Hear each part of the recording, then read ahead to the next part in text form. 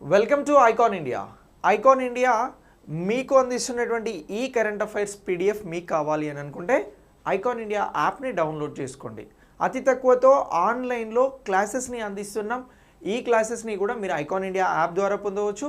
ఇక ఆఫ్లైన్లో మీరు కోచింగ్ తీసుకోవాలి అని అనుకుంటే గ్రూప్స్ కానీ ఇతర పోటీ పరీక్షలకు కానీ అశోక్ నగర్ హైదరాబాద్ కేంద్రంగా కోచింగ్ని ప్రారంభించడం జరిగింది. మీరు అడ్మిషన్స్ తీసుకోవచ్చు. ఇక ఈరోజు మార్చ్ 4కి సంబంధించి ఇంపార్టెంట్ కరెంట్ అఫైర్స్ గురించి డిస్కస్ చేద్దాం.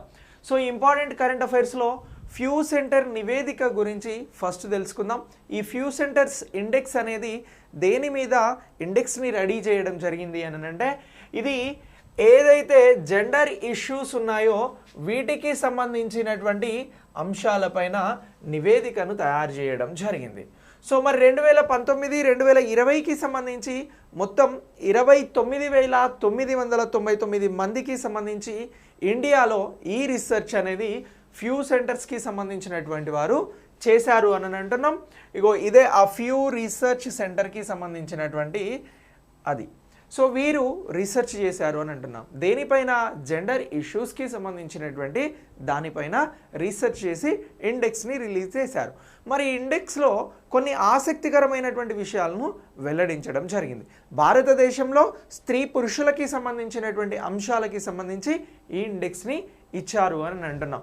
సో ఇందులో భారతదేశానికి సంబంధించినటువంటి పెద్దలు ఎవరైతే ఉన్నారో స్త్రీ పురుషులు వారికి సంబంధించి సమాన హక్కులను మహిళలు కలిగి ఉండడం చాలా ముఖ్యమైనటువంటి అంశంగా ఈ ఇండెక్స్లో ఈ ఫ్యూ సెంటర్ రీసెర్చ్ ఇండెక్స్లో వెల్లడించడం జరిగింది. అలాగే ఇంకా ఏంటి అని అంటే 10 మందిలో 8 మంది పురుషులు ఏం చెప్తున్నారు అంటే పురుషులకు ప్రాధాన్యత ఇవ్వాల్సిన అవసరం ఉంది అని చెప్పేసి భావిస్తున్నారు అని చెప్పేసి కూడా భారతదేశంలో ఉన్నటువంటి ఏదైతే ప్రస్తుత అంశాలు ఉన్నాయో వాటిని డైరెక్ట్ ఇంటర్వ్యూస్ ద్వారా ఈ ఇండెక్స్ని రెడీ చేశారు అని అంటున్నాం. సో పురుషులకి సంబంధించి 10 మందిలో 8 మంది పురుషులకి సంబంధించిన ప్రాధాన్యతను గురించి మాట్లాడారు అని చెప్పేసి ఈ ఇండెక్స్ చెప్తా ఉంది. ఇక 1966 నుంచి ఇందిరాగాంధీ భారతదేశ ప్రధానిగా బాధ్యతలు నిర్వహించినప్పటి నుంచి కూడా భారతదేశంలో స్త్రీ శక్తికి సంబంధించి తొలి మహిళగా ప్రధాని బాధ్యతలు నిర్వహించిన తర్వాత మమతా బెనర్జీ, సుష్మా స్వరాజ్, అలాగే జయలలిత లాంటి ఎవరైతే బాగా ప్రభావం చూపేటువంటి మహిళలకి సంబంధించినటువంటి శక్తి సామర్థ్యాలపైన కూడా ఈ రీసెర్చ్ అనేది ప్రత్యేకంగా మాట్లాడడం జరిగింది. ఇక 55% మంది మహిళలకి సంబంధించినటువంటి వారు అలాగే పురుషులకి సంబంధించినటువంటి వారు మంచి రాజకీయ నాయకులను తయారు చేస్తారు అని చెప్పేసి కూడా చెప్పడం జరుగుతూ ఉంది.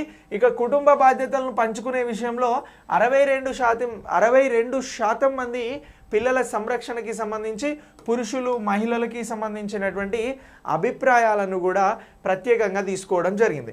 ఇందులో 34% మంది సంరక్షణకు సంబంధించి ప్రధానంగా మహిళలే బాధ్యతలను నిర్వహించాలి అని చెప్పేసి కూడా చెప్తా ఉన్నారు. ఇక 54% మందికి సంబంధించినటువంటి పురుషులు మహిళలకి సంబంధించి డబ్బు సంపాదించడానికి ప్రాధాన్యత ఇస్తున్నారు అని చెప్పేసి కూడా ఈ ఫ్యూ సెంటర్కి సంబంధించినటువంటి వారు చెప్తా ఉన్నారు. 43% మంది పురుషులు బాధ్యతగా వ్యవహరిస్తున్నారు అని చెప్పేసి కూడా చెప్తా ఉన్నారు.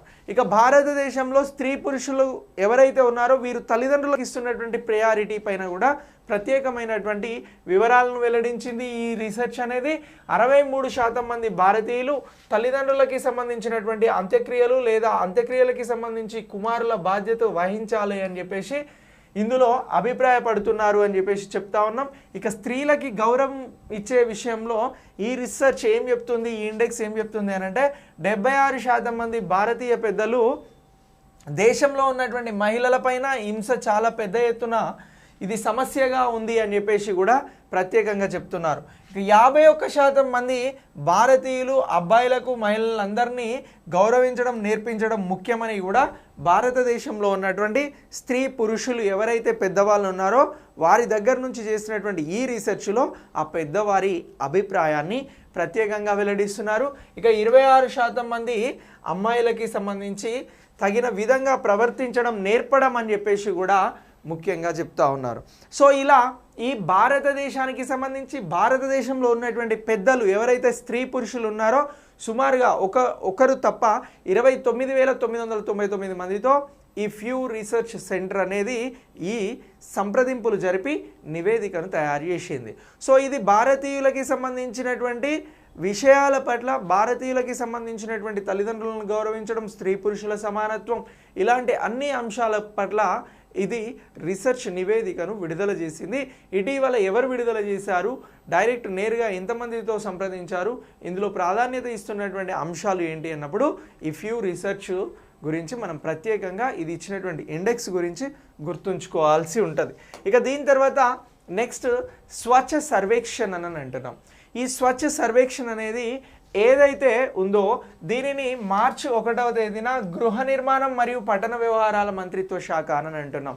సో మినిస్ట్రీ ఆఫ్ అర్బన్ అఫైర్స్కి సంబంధించినటువంటి మినిస్టర్ హౌసింగ్ అండ్ అర్బన్ అఫైర్స్కి సంబంధించి సో స్వచ్ఛ సర్వేక్షణ్ని ప్రారంభించడం జరిగింది.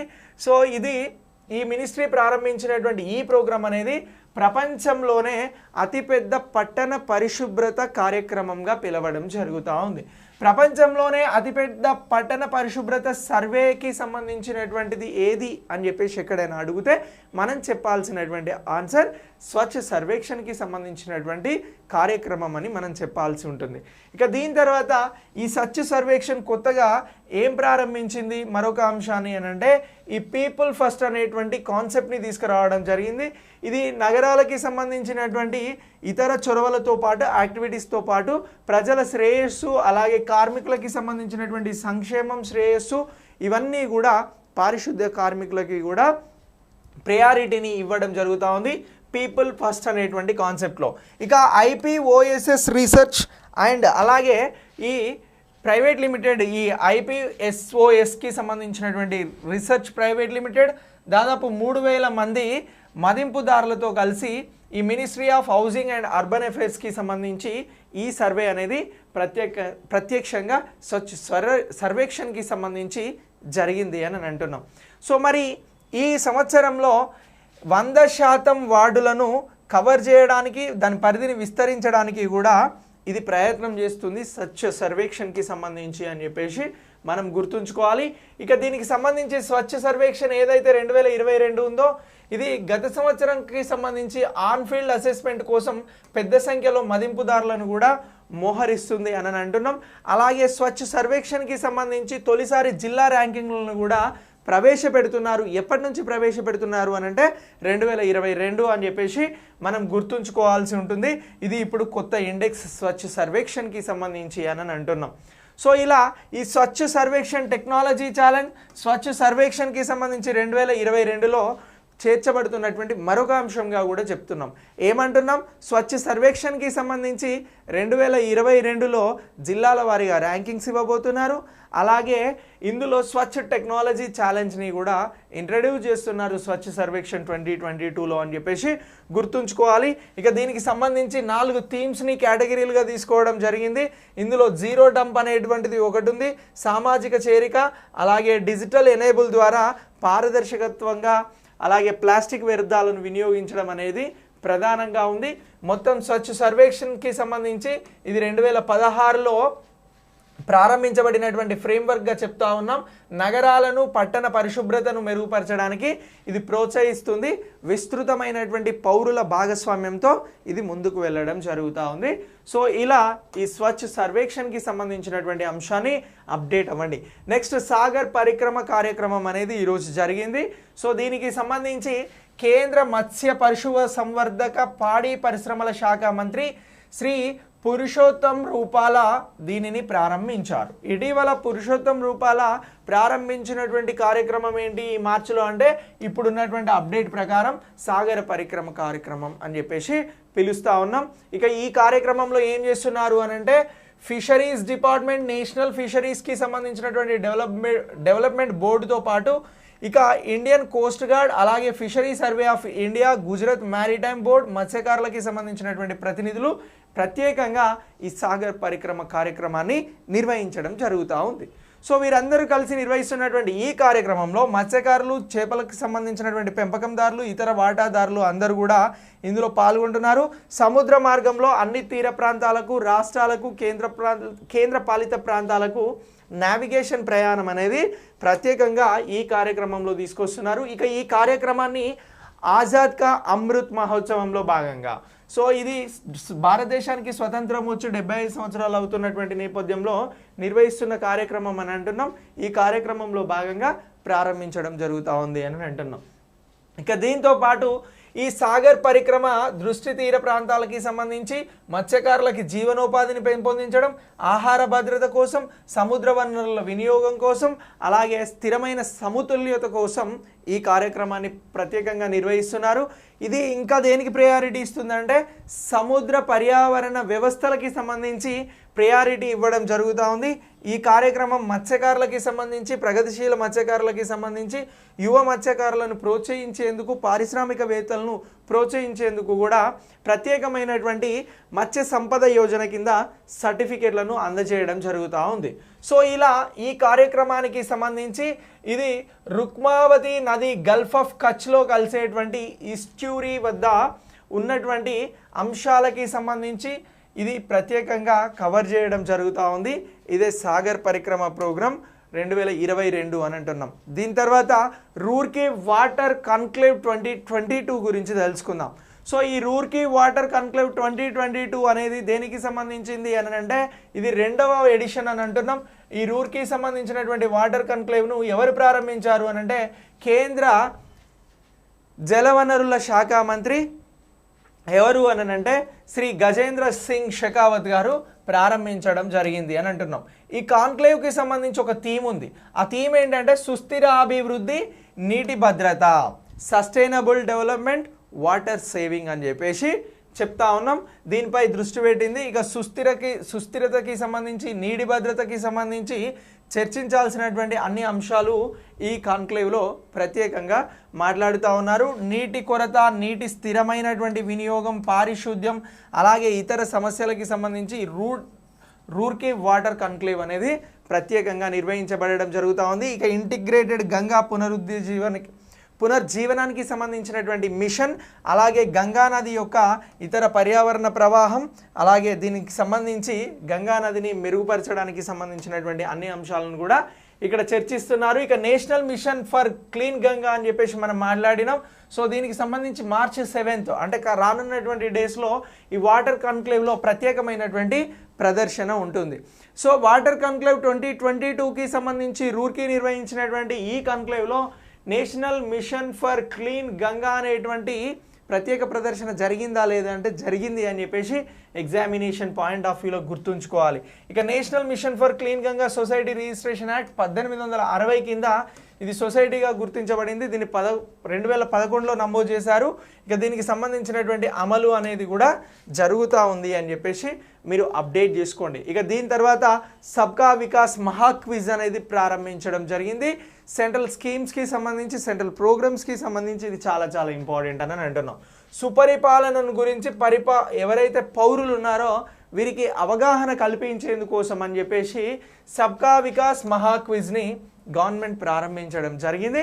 సో దీనికి సంబంధించి ఈ సిరీస్ ఎప్పుడు ప్రారంభమైంది అని అంటే March 1, 2022 అని చెప్పేసి మనం ప్రత్యేకంగా గుర్తుంచుకోవాల్సి ఉంటుంది. మరి ఈ స్కీమ్కి సంబంధించి సబ్కా సాత్, సబ్కా వికాస్, సబ్కా విశ్వాస్కి సంబంధించి ఆదర్శాలను గురించి ప్రత్యేకంగా ఈ క్విజ్లో ఏర్పాటు చేస్తూ ఉన్నారు. సబ్కా వికాస్ మహా క్విజ్కి సంబంధించి ఇది 1 సంవత్సరం పాటు కొనసాగే ప్రోగ్రాం. ఇందులో మొత్తం 14 ఎపిసోడ్లను డిజైన్ చేస్తూ ఉన్నారు. సో ఈ క్విజ్కి సంబంధించి ఇంకా ముఖ్యమైన అంశాలు ఏంటి అని అంటే ప్రభుత్వ పథకాలకి సంబంధించి, కార్యక్రమాలకి సంబంధించి వీటిపైన అవగాహన ఉన్నటువంటి వారు ఇందులో విజయం సాధించే అవకాశం ఉంది. ఇక ప్రతి వారం కూడా ఇందులో 1000 మంది విజేతలను ప్రకటిస్తారు. ప్రతి విజేతకి కూడా 2000 రూపాయలను అందజేస్తున్నారు అని చెప్పేసి మనం గుర్తుంచుకోవాల్సి ఉంటుంది. ఇక దీని తర్వాత ఇది పర్యావరణానికి సంబంధించి, ఎన్విరాన్మెంట్కి సంబంధించి ఇంపార్టెంట్ ఇష్యూని కరెంట్ అఫైర్స్లో మనం నేర్చుకోబోతున్నాం. అదే గ్లోబల్ ప్లాస్టిక్స్ ట్రీటీ అని చెప్పేసి అంటా ఉన్నాం. సో ఇలాంటి వాటికి సంబంధించి ఎగ్జామ్లో క్వశ్చన్స్ ఉంటాయి, ఎన్విరాన్మెంట్లో పక్కాగా ఉంటాయి. సో ఇప్పుడు ఏమంటున్నాము అంటే అతిపెద్ద బహుపాక్షిక పర్యావరణ ఒప్పందం 175 దేశాలతో గ్లోబల్ ప్లాస్టిక్ ట్రీటీ పైన జరిగింది. సో ప్రపంచానికి సంబంధించి ఈ ఒప్పందానికి 175 దేశాలు అంగీకారం తెలిపినవి అని చెప్పేసి మనం మాట్లాడుతున్నాం. సో మరి ఈ మొత్తం ఇప్పుడు ఏంటి అని అంటే ప్లాస్టిక్ కాలుష్య సంక్షోభాన్ని ఎదుర్కోవడం, అంతం చేయడం అనేది ఈ గ్లోబల్ ప్లాస్టిక్స్కి సంబంధించినటువంటి ట్రీటీ ముఖ్య ఉద్దేశం. సో దీనికి సంబంధించి కెన్యాలోని నైరోబీలో జరిగినటువంటి యునైటెడ్ నేషన్ పర్యావరణ అసెంబ్లీ, ఏమంటున్నాం యునైటెడ్ నేషన్ ఎన్విరాన్మెంట్ అసెంబ్లీ అని అంటున్నాం. ఇది ఎక్కడ జరిగింది అని అంటున్నాం, కెన్యాలో నైరోబీలో జరిగినప్పుడు మొదటిసారి తీర్మానం చేసి ఈ ట్రీటీని తీసుకొచ్చారు. సో ఇలా ఈ యునైటెడ్ నేషన్ ఎన్విరాన్మెంట్ అసెంబ్లీకి సంబంధించి 5వ సెషన్ అనేది జరిగింది. ఇది 2021 కెన్యాలో నైరోబీలో జరిగింది అని అంటున్నాం. సో మరి ఇందులో డిసెంబర్ 2017 నాటి యునైటెడ్ నేషన్ ఎన్విరాన్మెంట్ అసెంబ్లీ 3లో అంగీకరించబడినటువంటి అంశాలకి సంబంధించి ప్రస్తుతం కాలుష్యం ఎలా ఉంది అనేటువంటి అంశాలను కూడా మనం ఇక్కడ ప్రత్యేకంగా చూడాల్సి ఉంటుంది. ఇక యునైటెడ్ నేషన్ ఎన్విరాన్మెంట్ అసెంబ్లీకి సంబంధించి ఫిబ్రవరి 28 నుంచి మార్చి 2 వరకు కూడా జరిగింది అని చెప్పేసి మనం ఇక్కడ మాట్లాడుతున్నాం. సో ఇటీవల యునైటెడ్ నేషన్ ఎన్విరాన్మెంట్ అసెంబ్లీ 5వ సమావేశం ఎప్పుడు జరిగింది అని అంటే ఫిబ్రవరి 28 నుంచి మార్చ్ 2 వరకు జరిగింది అని చెప్పేసి గుర్తుంచుకోవాలి. దీని థీమ్ ఏంటి అని అంటే సుస్థిరాభివృద్ధి లక్ష్యాలను సాధించడానికి ప్రకృతి కోసం పటిష్టమైనటువంటి చర్యలు అని అంటున్నాం. సో ఇక్కడ థీమ్ ఇంపార్టెంటే, ఎప్పుడు జరిగింది అనేది కూడా మనకి ఇంపార్టెంట్ అని అంటున్నాం ఎగ్జామినేషన్ పాయింట్ ఆఫ్ వ్యూలో. సో దీనికి సంబంధించి మొదటి ప్లాస్టిక్ యుగం పెరిగినప్పటి నుంచి కూడా అంటే 1950 నుంచి కూడా ఉత్పత్తి చేయబడినటువంటి ప్లాస్టిక్ ఎంత ఉంది అని అంటే ఇప్పటి వరకు 9 బిలియన్ టన్నులకి సంబంధించినటువంటి ప్లాస్టిక్ని ఇప్పటి వరకు గుర్తించడం జరిగింది అని అంటున్నాం. ఇందులో 2020 నాటికల్లా ఈ ఒప్పందానికి సంబంధించి ఎలా అమలు చేయాలనే దానిపైన కూడా ప్రత్యేకమైనటువంటి అంశాలను చర్చిస్తూ ఉన్నారు. ప్లాస్టిక్ అనేది రోజు రోజుకు పెరుగుతుంది, దాన్ని ఏ విధంగా తగ్గించాలి, ఏ విధంగా ముందుకు తీసుకెళ్ళాలి అనే దానికి సంబంధించి చర్చలు జరుగుతున్నాయి. ఇక 2015కు సంబంధించి 381 మిలియన్ టన్నుల ప్లాస్టిక్ అనేది ఉత్పత్తి చేయబడింది అని అంటున్నాం. ఇది ప్రతి సంవత్సరం వందల వేల టన్నులుగా మహాసముద్రంలో కలుస్తుంది. దీనివలన సముద్రాలు మొత్తం కూడా పొల్యూషన్కి లోన్ అవుతూ ఉన్నాయి. సో ఇలా ఈ సెంట్రల్ పొల్యూషన్ కంట్రోల్ బోర్డుకి సంబంధించి కూడా భారతదేశం రోజు 26,000 టన్నుల ప్లాస్టిక్ని ఉత్పత్తి చేస్తున్నటువంటి అంశాన్ని కూడా మనం ప్రత్యేకంగా గుర్తుంచుకోవాలి. సెంట్రల్ పొల్యూషన్ కంట్రోల్ బోర్డు ప్రకారం ఈ మార్చి వరకు ఉన్నటువంటి అప్డేట్స్ ప్రకారం భారతదేశంలో రోజుకు ఎంత చెత్త అనేది ప్లాస్టిక్ వేస్టేజ్ అనేది వస్తుంది అని అంటే 26,000 టన్నుల వరకు ప్రతిరోజు కూడా ఉత్పత్తి చేయబడుతుంది, వేస్టేజ్ అనేది వస్తుంది అని అంటున్నాం. ఇందులో 10,000 టన్నులకు పైన ప్లాస్టిక్ వ్యర్థాలను సేకరించకుండా వదిలేస్తున్నాం. సో మొత్తం ఉత్పత్తి అవుతున్నదేమో 26,000 టన్నులు పర్ డే. సో ఇందులో 10,000 టన్నులు అసలు ఎలాంటి సేకరణ లేకుండా భూమిలో కలిసిపోవడమో, సముద్రాలలో కలిసిపోవడమో, వాటర్లో కలిసిపోవడమో, ఇతర ప్రదేశాలలో కలిసిపోవడమో జరుగుతుంది. అంటే వేస్టేజ్ అనేది ఎక్కువ జరుగుతుంది కాబట్టి ఇది భూమికి చాలా పెద్ద ప్రమాదం అని చెప్పేసి చెప్తా ఉన్నాం. సో దీని తర్వాత ఫ్యూ ఇండెక్స్కి సంబంధించి పెద్దలతో చేసినటువంటి సర్వే గురించి ఫస్ట్ మాట్లాడినాం. ఇప్పుడు ఏం మాట్లాడుతున్నాము అని అంటే జాతీయ లింగ సూచి అని అంటున్నాం, దీన్ని నేషనల్ జెండర్ ఇండెక్స్ అని అంటున్నాం. సో ఈ నేషనల్ జెండర్ ఇండెక్స్కి సంబంధించి నీతి ఆయోగ్ అనేది 2021కి సంబంధించి ఈ నివేదికను అందజేయడం జరిగింది అని అంటున్నాం. 2021-22కి సంబంధించినటువంటి నివేదిక, లేటెస్ట్ నివేదిక అనేది నీతి ఆయోగ్కి సంబంధించిన నివేదిక వచ్చింది.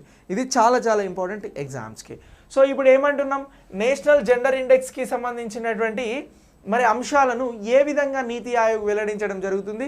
నీతి ఆయోగ్ అంటే ఏమంటున్నాం, national institution for transforming India అంటున్నాం, జాతీయ పరివర్తన అని అంటున్నాం తెలుగులో.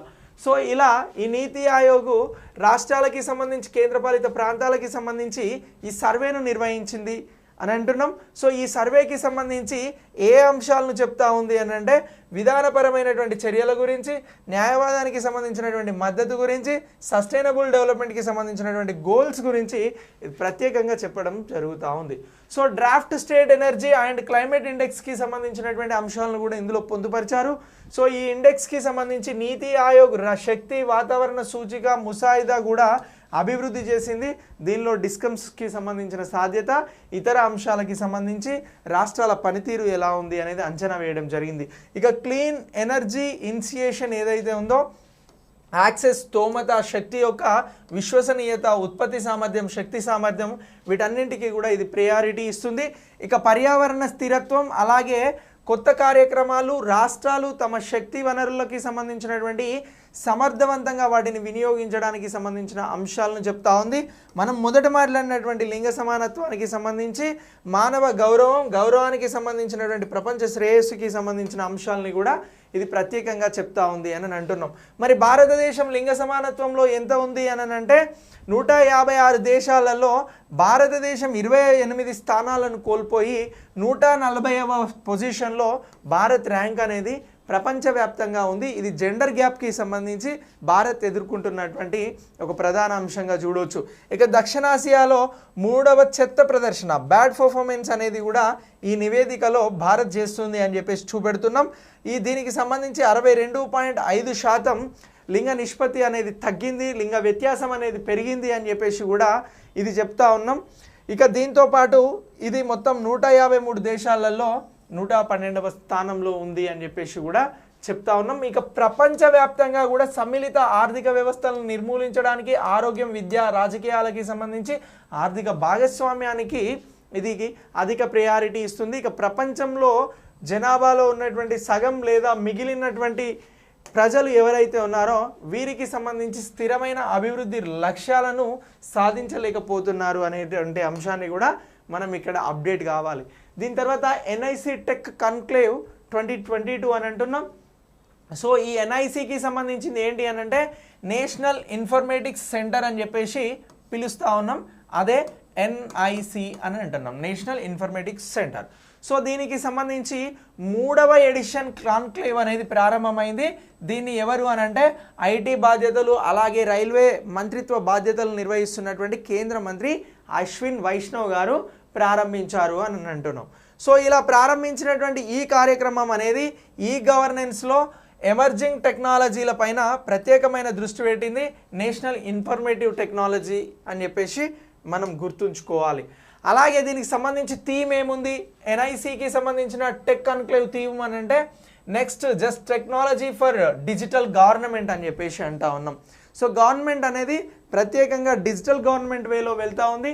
ఇక artificial intelligence, next based database solutions, data analytics, future of cloud, cyber security, e governance solutions, అలాగే నైపుణ్యానికి సంబంధించినటువంటి అంశాలను ఇది ప్రత్యేకంగా ప్రస్తావిస్తుంది.